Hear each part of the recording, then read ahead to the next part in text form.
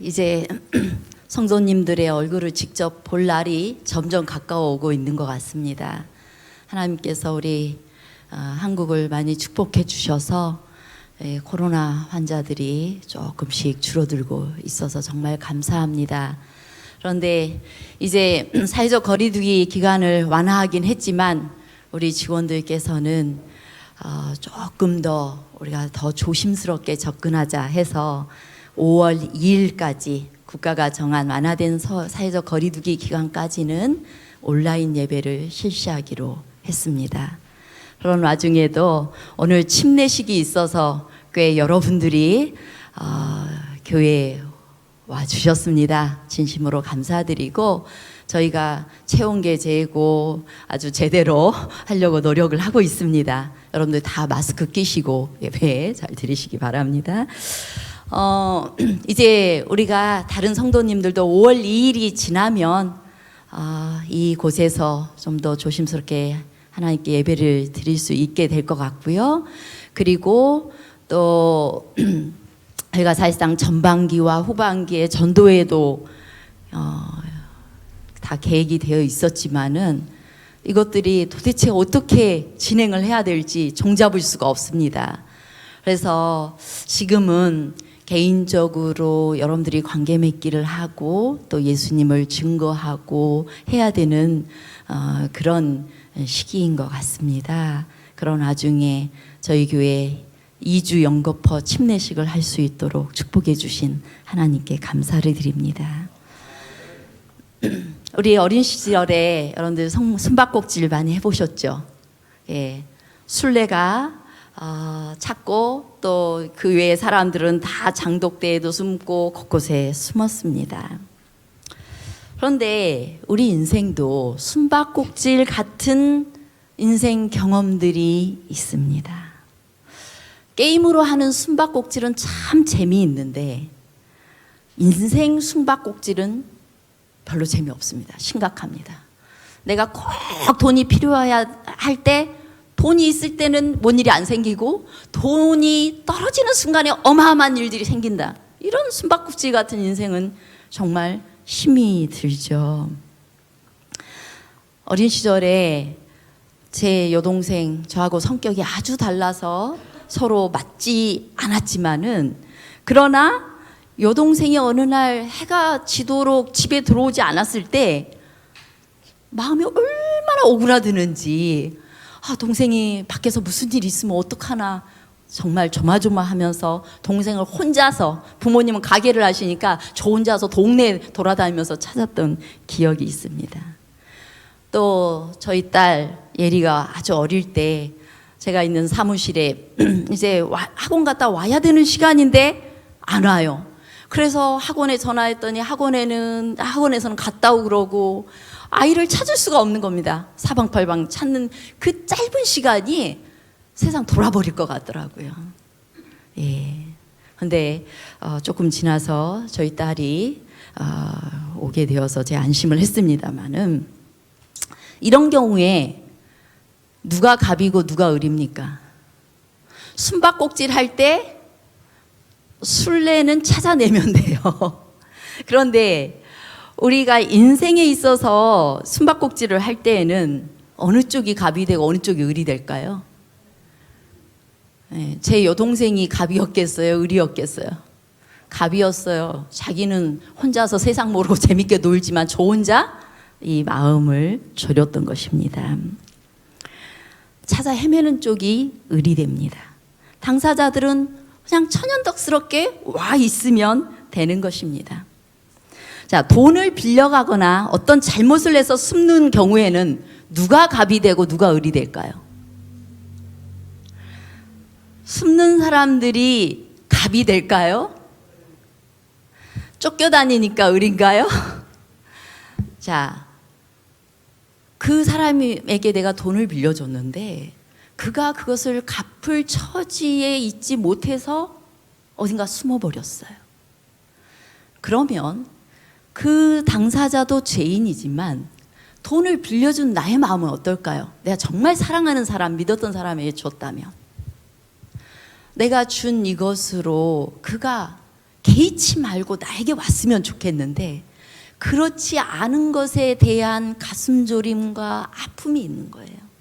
그래서 또 빌려주었어도 을이 될 수도 있는 것입니다. 이런 걸 볼 때 누가 을이 되냐? 사랑하는 쪽이 을이 되는 것 같습니다. 이 창세기에 숨바꼭질하는 장면이 나옵니다. 창세기 3장 8절로 9절 말씀입니다.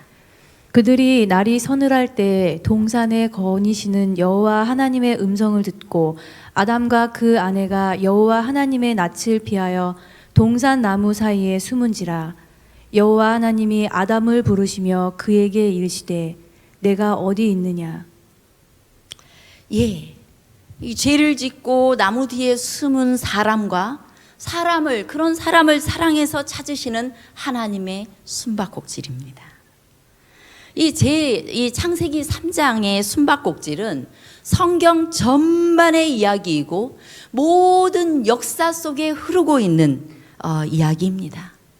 하나님께서 우리를 찾으시는 이야기입니다. 이 성경 자체가 그래요. 사람들은 숨기를 잘합니다.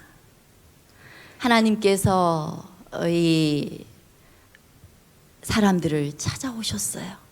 그런데 그동안 이 아담과 하는 나무 뒤에 몰래 숨었습니다.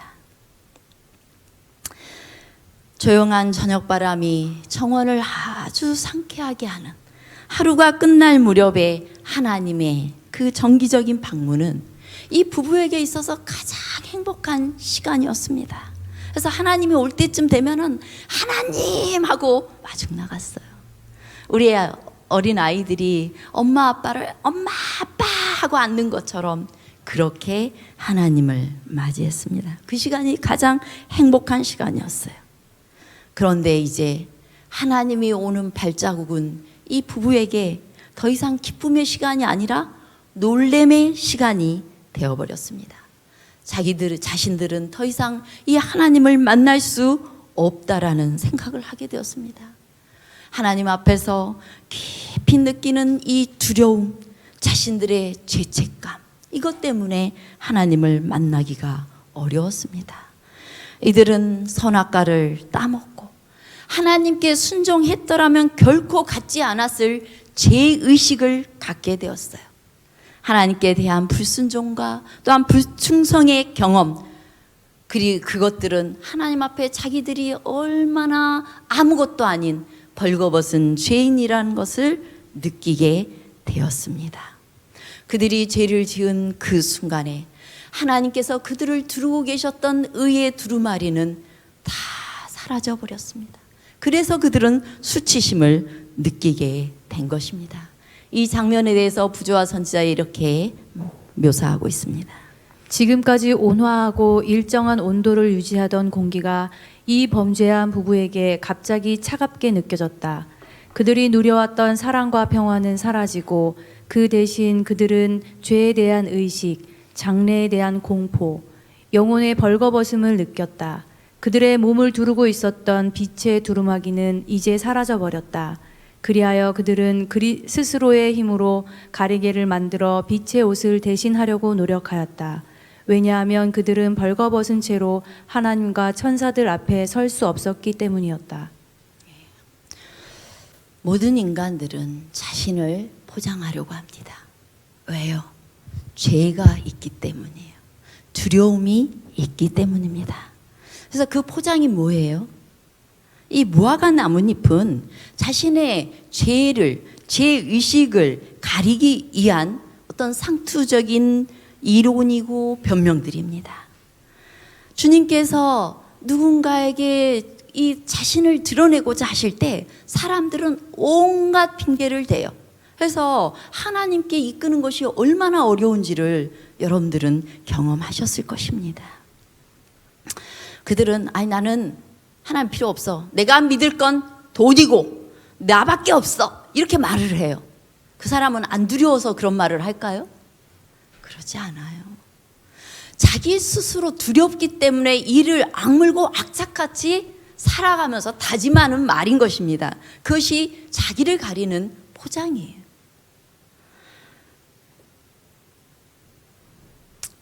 그러나 그렇게 살아간들 가장 마지막 순간에까지 그것들이 나를 가려줄 수는 없는 거예요. 우리는 죽음이라는 거, 인생의 허무함 앞에 벌거벗은 채로 서게 되는 나를 맞이하게 되는 것입니다. 우리는 모두 다 흙으로 돌아가야 하는 운명 앞에서 떨게 되어 있고, 또한 그 앞에서 속수무책의 상황에 서게 되는 것입니다. 상상해 보십시오. 아담과 하하가 하나님을 피해 나무 뒤에 숨어 있습니다. 얼마나 초라하고 불쌍한 상황입니까? 그들의 마음에는 두 가지 마음이 존재했을 것 같아요. 하나님이 자기를 찾아주기를 바라는 마음과 피하고 싶은 마음, 두 가지가 존재했을 것 같아요. 너무 두렵고 떨려서 하나님 앞에 나설 수는 없는데, 그래도 그런 와중에도 나를 사랑하시고 나를 기뻐해 주셨던 그분이 먼저 다가와 주신다면 좋겠다라는 그 마음이 함께 있었을 것 같습니다. 그곳에 하나님이 오셨습니다. 하나님께서 우리를 찾으러 오셨습니다. 하나님께서 아담을 부르시며, 왜 아담을 불렀어요? 우리 창세기 2장까지는 하와라는 이름이 등장하지 않아요. 창세기 2장까지는 남자와 여자의 이름이 아담이었어요. 남자와 여자가 아담이었어요. 그 창세기 5장 1절부터 2절을 살펴보면 알 수 있어요. 그들의 이름을 사람이라 칭했고, 사람이라는 말은 아담이라는 말이에요. 근데 죄를 지은 다음에 남자 아담이 여자에게 지어준 이름이 하와예요. 어쨌든 하나님께서 아담아, 내가 어디 있느냐 이렇게 부르십니다.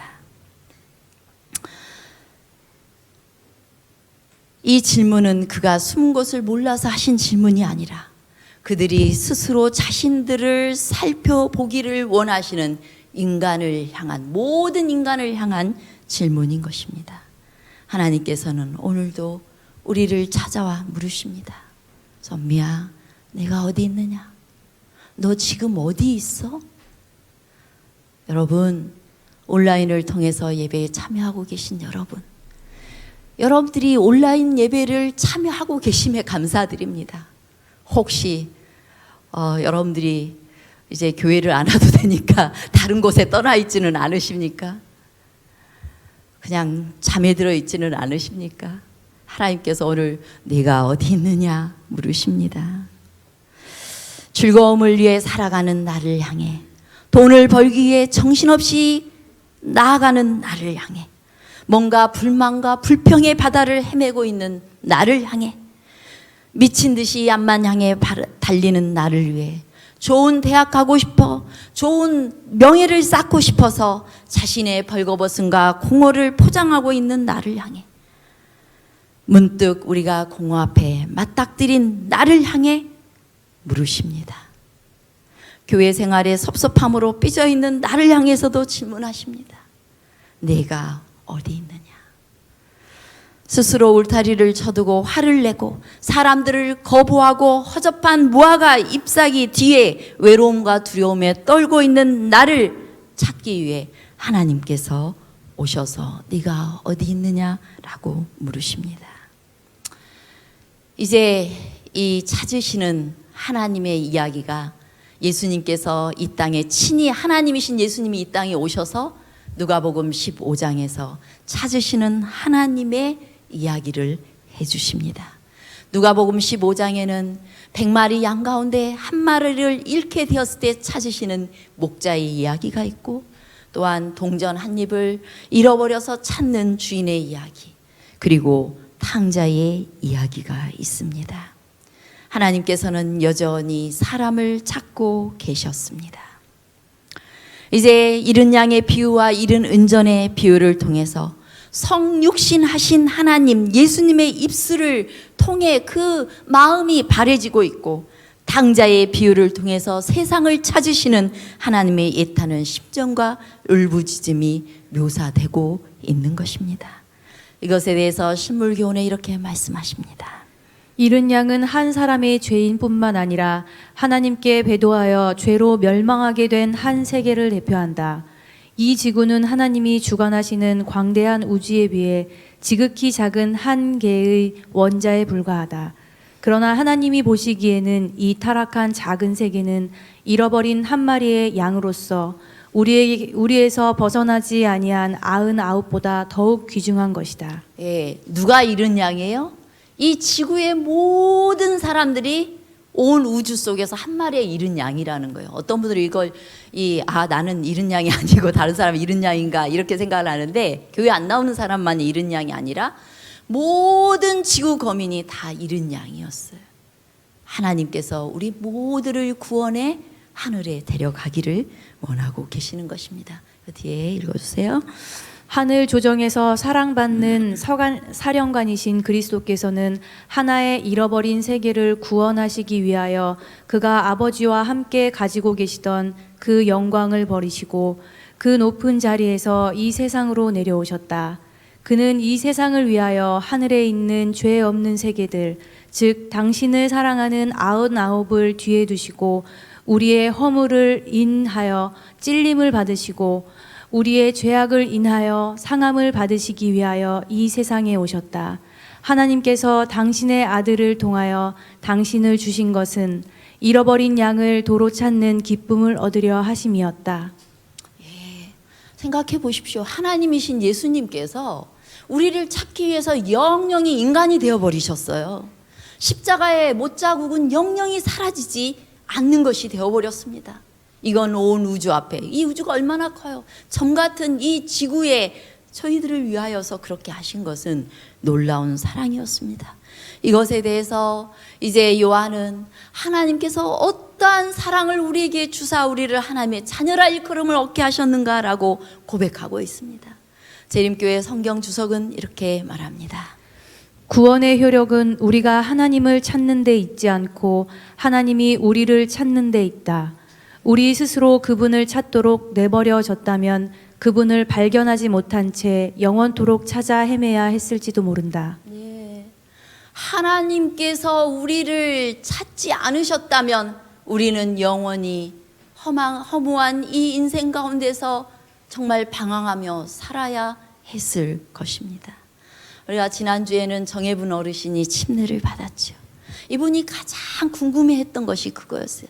내가 인생 열심히 살았는데 이제 아무것도 없고 허무하다.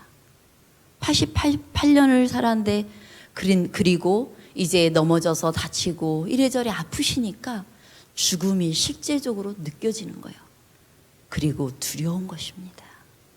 그 앞에서 그 어르신은 질문을 던졌고 또한 하나님의 말씀 가운데서 해답을 찾게 된 것입니다. 이제 그 정혜분 성도님을 88년을 걸쳐 하나님께서 드디어 찾으셨고 오늘은 이제 정상순 성도님의 가족을 찾으셨습니다. 2018년도에 채식 요리 교실을 통해서 처음으로 만남을 갖게 되었습니다.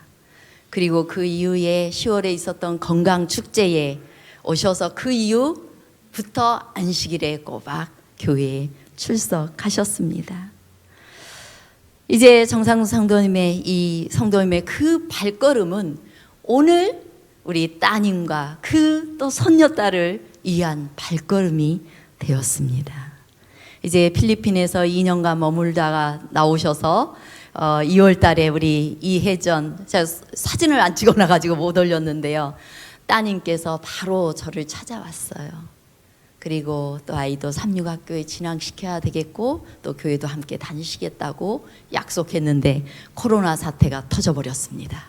네, 한두 주만 쉬면 될 줄 알았더니 안 되겠어서 제가 거의 안 나오시지만 오시라고 해서 공부를 시작하게 되었습니다.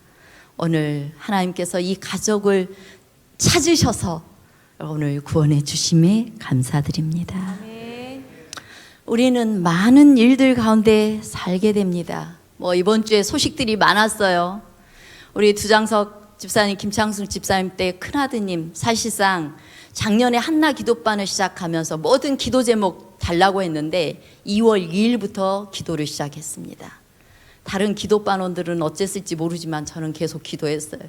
이 큰아드님 때 아직 결혼한 지 5, 6년이 됐지만 아직 아기가 없는 이 가정, 그 가정에 아기를 주시도록 기도했는데 드디어 일요일 날 김창순 집사님께서 저에게 전화를 하셔서 아기가 이젠 포기하려는 찰나였는데 아기를 주셨다고 했어요.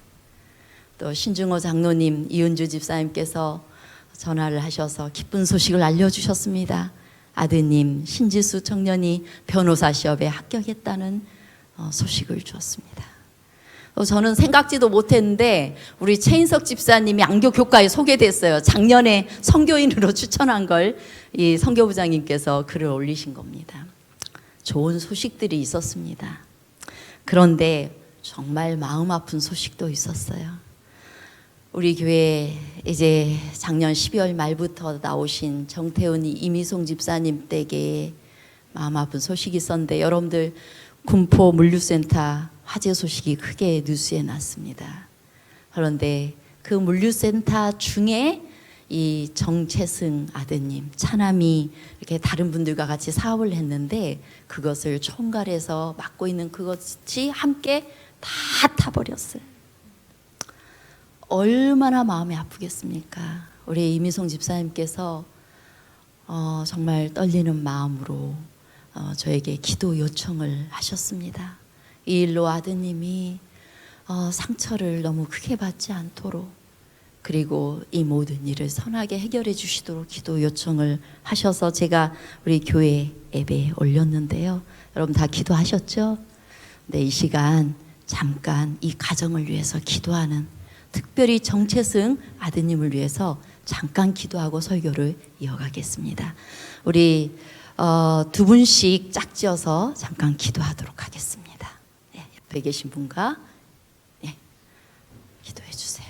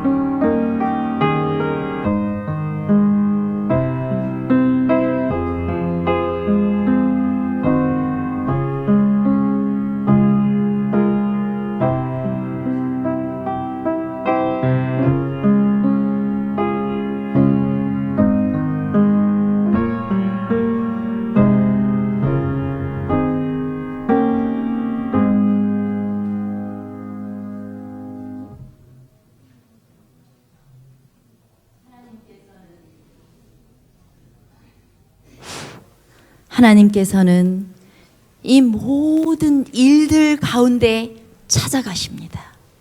좋은 일이든지 또한 슬픈 일이든지 좋지 않은 일이든지 이 모든 가운데 하나님께서 찾아가십니다.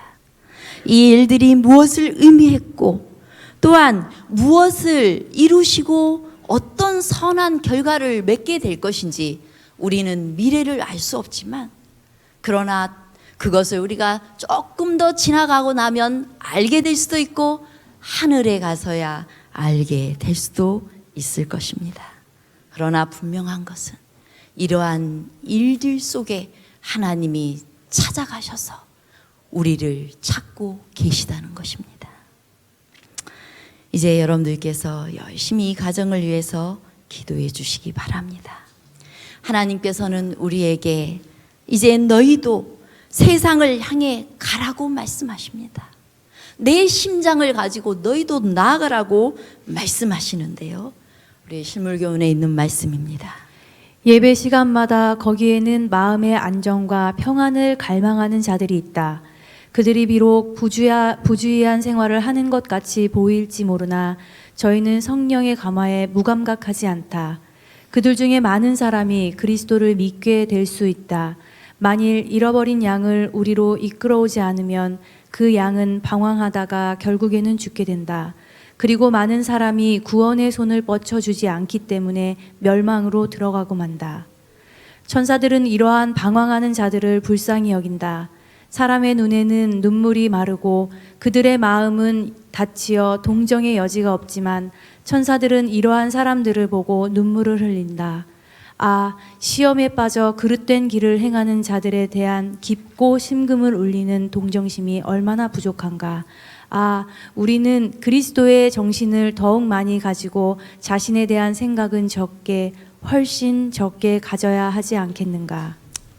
천사들도 위하여 눈물을 흘리는 사람들, 영혼들을 위해 우리가 눈물로 기도하고 그들의 손을 잡아주고 또한 함께 가야 되지 않겠습니까? 그것은 코로나도 막지 말아야 될 일입니다. 우리 교회 모든 행사가 중단된다 할지라도 이 일은 하늘에서 이루시고 또한 하나님은 여전히 사람들을 찾아 나서신 것처럼 저와 여러분도 누군가 하나님께 나올 수 있도록 또 누군가 아파하고 있는 그 시간에 그 영혼이 잃어버려진 바 되지 않도록 찾아야 될 것입니다. 우리 어떤 한 아가씨의 이야기를 해드리겠습니다. 전도를 참 잘하는 여대생이 있었습니다. 그 학생은 평소에도 전도를 너무 잘해서 예수 없이 살 수 없어요가 그 여학생의 별명이었어요. 근데 그 여대생이 목사님에게 목사님 저 진짜 큰 걸 깨달았어요. 도대체 뭘 깨달았다는 거야? 응? 자네가 예수님 없이 살 수 없다는 거? 아니요 목사님, 더 큰 걸 깨달았어요.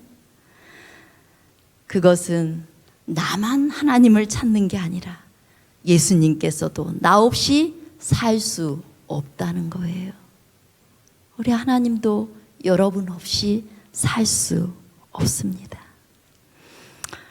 이제 그렇기 때문에 하나님께서는 독생자 예수님을 이 땅에 보내셨고 예수님께서는 하나뿐인 당신의 목숨을 저와 여러분을 위하여 내어 놓으셨어요. 이보다 더 하나님의 사랑을 증명할 길이 어디에 있겠습니까? 그것이 저와 여러분의 가치입니다.